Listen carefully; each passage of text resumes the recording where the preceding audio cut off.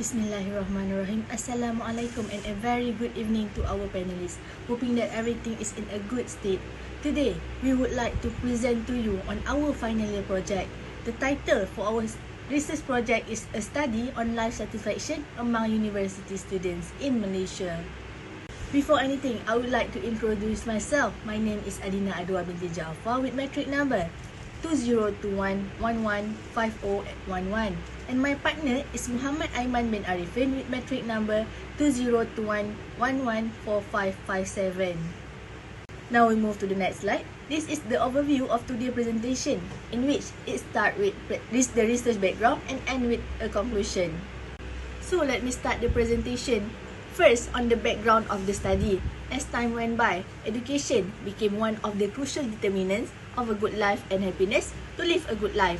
According to OECD 2021, admittance to tertiary education has grown remarkably for the past decades, which includes more options and new methods of delivery with the establishment of new types of institutions. Life satisfaction and happiness is a subjective well-being and is the main objective in life of rational individual. It includes people's cognitive and effective judgment on their own life. Life satisfaction is positively related to an extensive scope of positive characteristics, psychological, behavioral, social, interactive, and interactive outcomes. It is one of the important attributes affecting one's mental health and their social relation, as it is closely associated with physical and mental health. It is important to make further studies to find the factors that can affect the happiness and life satisfaction. Thus, the present study discuss the relationship between life satisfaction and its dependent variable, which are greed, social support, and psychological capital. Assalamualaikum warahmatullahi wabarakatuh. My name is Muhammad AIMAN bin ARIFFIN, and next we will move to the problem statement of this study. University students in general struggle with feelings of dissatisfaction in their lives from time to time. This is due to the fact that students' time in university is spent practicing with their adult duties, getting ready for the world of work and further idealizing their own values. Sometimes, their life satisfaction is affected by situations when they feel stressed because they are thinking about the enormous expectation placed on them regarding their academic success. In Malaysia, Development Solution Network 2021 World Happiness Report has reported that Malaysia has rated 81st out of 149 nations in terms of how happy its residents feel themselves to be. Students are not an exception to having complete and total happiness in their lives. As a result of the pandemic also, it shows that previously unseen obstacles to student well-being, in particular their mental health, have come to attention as evidenced by the work done by the Student Wellbeing Center.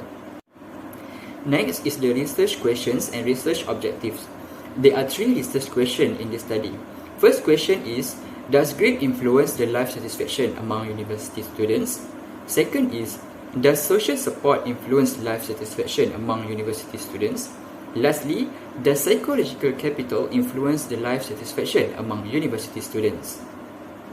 We have outlined 3 objectives for this study, which is really important as a guidance for us. The first objective is to examine the relationship of grade and life satisfaction among university students. The second objective is to examine the relationship of social support and life satisfaction among university students. Last but not least is to examine the relationship of psychological capital and life satisfaction among university students. Now we move to the conceptual framework. Conceptual framework comprises of independent variables and dependent variable. In this study, there are 3 independent variables, which are grade, social support, and psychological capital, while dependent variable is life satisfaction among university students. With 3 independent variables, we have outlined 3 hypotheses based on the factors that may have an impact to the level of life satisfaction. The first independent variable is grade, where the hypothesis or the H1 is there is a relationship between grade and life satisfaction among university students. The second hypothesis is for social support, where the H1 is there is a relationship between social support and life satisfaction among university students. Last but not least is the hypothesis for psychological capital, where the H1 stands for there is a relationship between psychological capital and life satisfaction among university students. The next item to be explained is on the research methodology. The first one is the design of the research, where we use quantitative methods on collection of data and use cross-sectional study. For the sampling technique, the present study used non-probability sampling, which are convenience sampling, voluntary response sampling, and snowball sampling. The unit to be analysed in this study is university students from local universities, while online questionnaire is the method of our data measurement. The next research methodology is sample. Approximately, there are 200 number of students will be chosen for this research. For the data collection, there are 5 sections provided in question, which are Section A, which is respondent demographic profile, that has basic information of the respondents such as the name, gender, place of residence, current university, and etc. Section B, about life satisfaction. Section C is grade. Section D, social support. And last, Section E is psychological capital. Lastly is data analysis.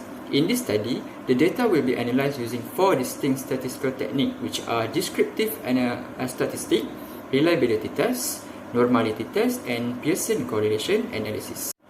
For the finding of descriptive analysis, there are 8 descriptions in Section A demographic profile. The first is gender. According to the table shown, there are majority of 106 males with total of 53%. For the age, 149 respondents was at the range of 21 to 23 years old, comprised of 74.5%. For the place of residence, majority of 84 respondents or 42% lives in semi-urban areas. And there are 5 current universities for the respondents, which are UPSI, UPNM, UTM, UITM, and UUM, which shows that UITM is the most respondents come from with 102 students or 51%. 4 years of study of the respondent, majority of them are non-final year students with the frequency of 112 with 56%, and last final year student with 88 respondent with 44%. For the years of for the current academic undertaking of the respondent, majority of them are currently taking bachelor degree with the frequency of 144, which covers 77%, while students taking diploma is 47 respondents with 23.5%, and last 9 respondents which are currently taking master program with 4.5%. For the CGPA of the respondent, this CGPA of 3.0 to 3.49 and 3.5 to and above scored 92 respondents respectively, where respondent with CGPA below 3 is only 9 students and covered only 8%.